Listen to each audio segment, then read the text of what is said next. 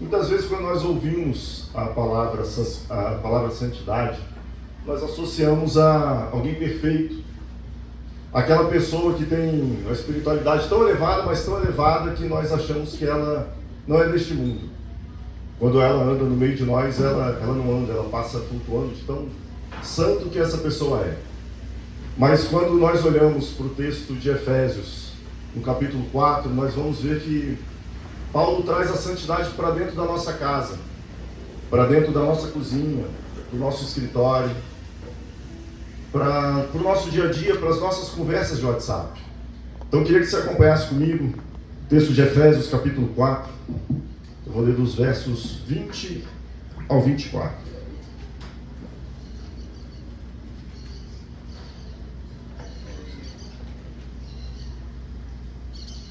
Diz assim: não foi isso que vocês aprenderam de Cristo, uma vez que ouviram falar de Jesus e foram ensinados sobre a verdade que vem dele. Livrem-se de sua antiga natureza e de seu velho modo de viver, corrompido pelos desejos impuros e pelo engano. Deixem que o Espírito renove seus pensamentos e atitudes, e revistam-se de sua nova natureza, criada para ser verdadeiramente justa e santa como Deus. Amém. Senhor Jesus, fale conosco nessa manhã, Senhor. Traga a sua palavra, Senhor, ao nosso coração, Pai. Que nessa manhã, Senhor, nós sejamos com os ouvidos abertos, Senhor, e atentos, Senhor, para que a sua palavra, Senhor, venha nos preencher. Sei que os nossos filhos que estão aqui hoje, Senhor, faça que nós saímos aqui hoje transformados para a honra e glória do teu nome. Santidade não é sobre ser melhor do que os nossos vizinhos. A santidade, na verdade, é uma mudança de apetite. Quando o pastor Paulo trouxe esse tema, ele até mostrou aqui o livro do John Piper, Fome de Deus. O John Piper vai nos dizer que nós precisamos, nessa geração, sentir mais fome de Deus. Sabe aquele almoço de domingo, em família, quando nós chegamos para almoçar e começamos a petiscar? E petiscamos tanto, é um amendoim, uns queijinhos, umas torradinhas com patê. Lá na casa dos meus pais, às vezes tem umas piabinhas, aqueles peixinhos fritos maravilhosos. Mas quando chamam a gente para sentar à mesa, quando o prato principal está servido, nós já petiscamos tanto que o prato principal não tem mais graça. Nós já perdemos o apetite, já não há espaço mais para aquela comida. E espiritualmente é mais ou menos isso que nós fazemos. E esse texto, um pouquinho antes, no verso 18, ele vai dizer que nós não devemos mais viver como quem tem um entendimento obscurecido. O mundo, ele nos oferece um beliscar constante. Nós temos entretenimento sem fim, redes sociais, uma busca incessante por conforto, por bens. E o maior inimigo da nossa fome de Deus não vai ser necessariamente o pecadão óbvio, as fofocas do dia a dia. Às vezes o nosso maior inimigo vão ser esses petiscos maravilhosos, vão ser as piabinhas.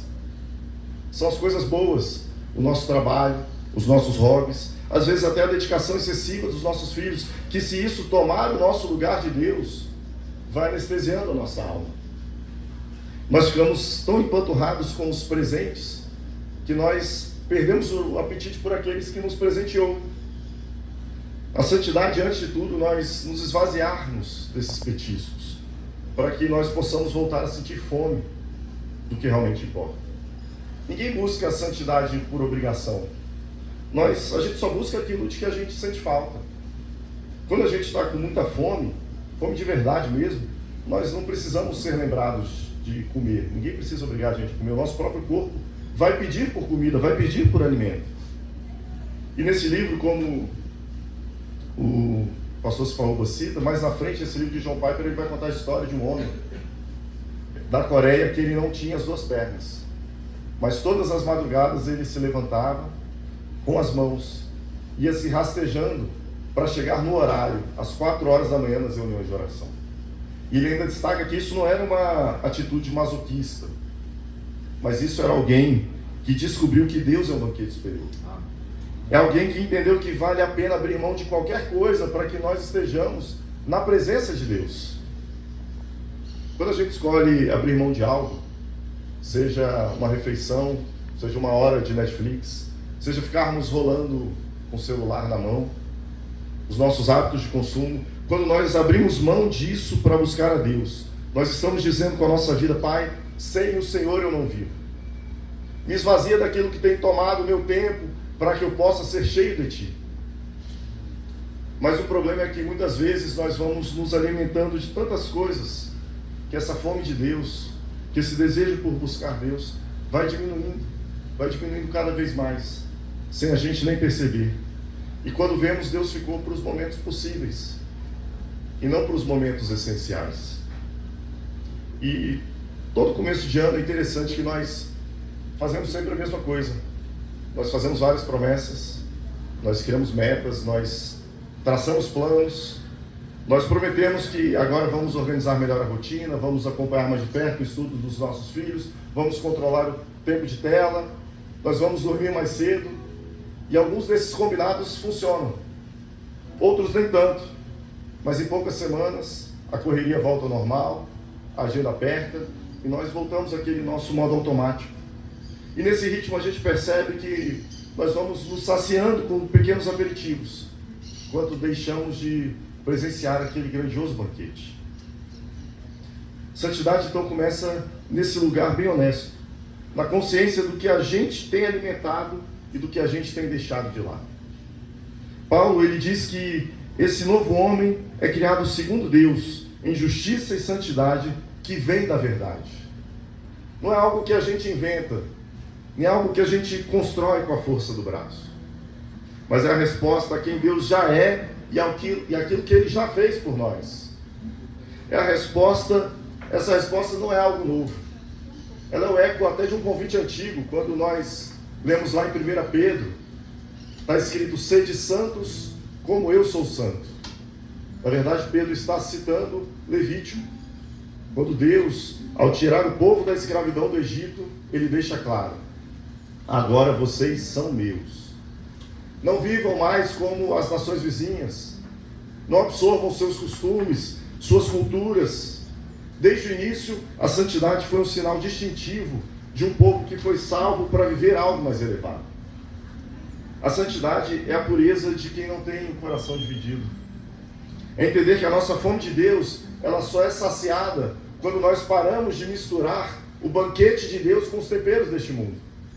E quantas vezes nós temos feito isso ao longo da nossa caminhada, ao longo da nossa vida?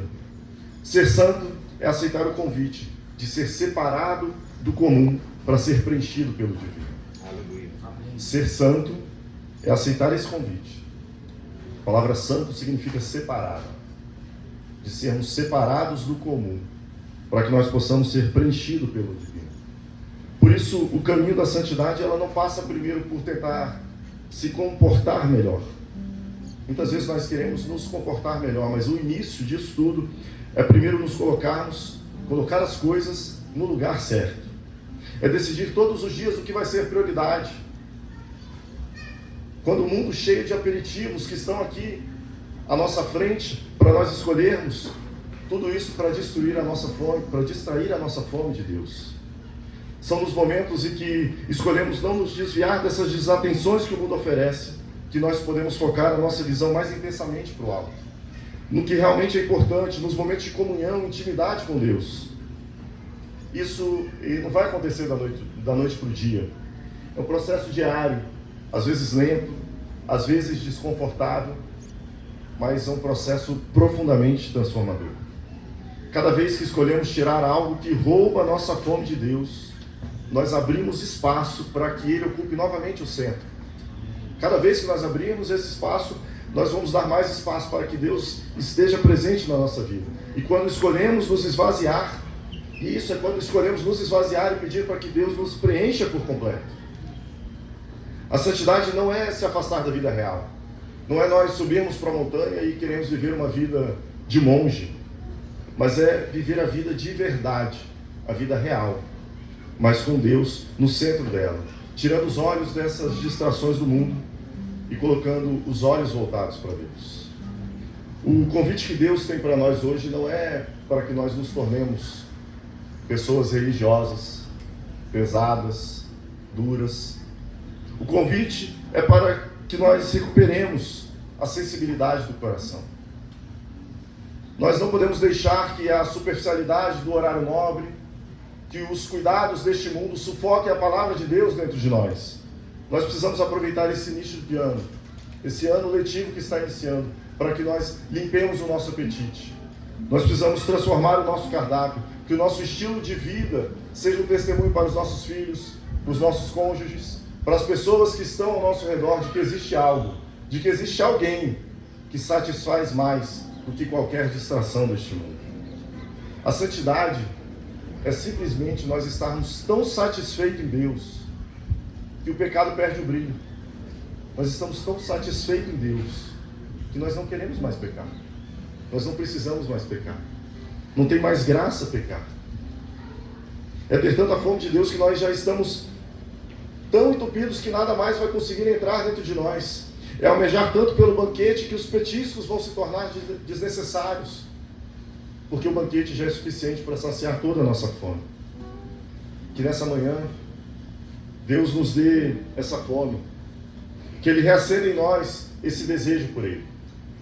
Eu queria te convidar agora a fechar os seus olhos e refletir por um breve momento sobre quais são os petiscos que têm tirado o prato principal da sua mesa, o que tem distraído a sua vida, tirado o seu foco da presença de Deus, o que tem ocupado o centro da sua vida. Está na hora de nós revermos o cardápio das prioridades da nossa vida, de nós aproveitarmos o início deste ano e não iniciarmos novamente como fizemos em 25, em 24, em 23, todos os outros anos em que nós prometíamos coisas no início do ano e quando parávamos para refletir o que nós tínhamos feito, nós já tínhamos deixado de lado tudo isso. E eu sei que todo início de ano nós prometemos que vamos ter mais intimidade com Deus, que nós vamos ler mais a Bíblia, que nós vamos nos aproximar mais dele, ter mais momentos de comunhão com ele, fazer a devocional diariamente. Mas quando a correria do dia a dia aperta, quando nós estamos atrasados para tudo, nós já estamos deitando a cabeça à noite e vemos que não fizemos nada daquilo. Pai, nós te agradecemos, Senhor, pelo privilégio, Senhor, de pertencer, Senhor, à tua família, Pai. Nós te agradecemos, Senhor, porque a tua graça nos alcançou, mesmo nós não sendo merecedores, Pai. Nós te agradecemos, Senhor, por sermos um povo livre, Senhor, que pode estar aqui nesta manhã, Senhor, nesta escola, Senhor, louvando e adorando o teu nome, Pai. Nós te agradecemos, Senhor, porque a tua graça nos basta, Senhor, porque a tua misericórdia, Senhor, veio sobre nós, Senhor, mesmo nós não merecendo, Pai. Nessa manhã, Senhor, eu queria pedir, Senhor, que o Senhor nos encha, Senhor, mais e mais, Senhor, da tua presença, Senhor. Nos livra, Senhor, das distrações que esse mundo tem trazido para a nossa casa, Pai. Nos livra, Senhor, desses petiscos, Senhor. Nos ajude, Senhor, a reorganizarmos a nossa agenda, Senhor, o nosso tempo em família, Senhor, o nosso tempo no trabalho, Senhor, para que o Senhor não seja encaixado apenas nos momentos possíveis, mas que o Senhor esteja à frente em todos os momentos, Senhor, nos momentos essenciais da nossa vida, Pai. Que essa geração, Senhor, possa ter mais fome de Deus, Pai. Que nós possamos cada vez mais nos santificar em Ti, Senhor, para a honra e glória do Teu nome, Senhor. Siga cada um aqui, Senhor, que vai voltar para as suas atividades no início desse dia, Senhor. Senhor, abençoando as crianças que estão dentro dessa escola, Pai. Faça com que eles também possam ser preenchidos, Senhor, e alimentados, Senhor, do Teu alimento, Senhor. E que eles tenham desejo de buscar cada vez mais, Senhor, a Tua presença. Essa é a nossa oração em nome e para a glória do Teu Filho Jesus. Amém.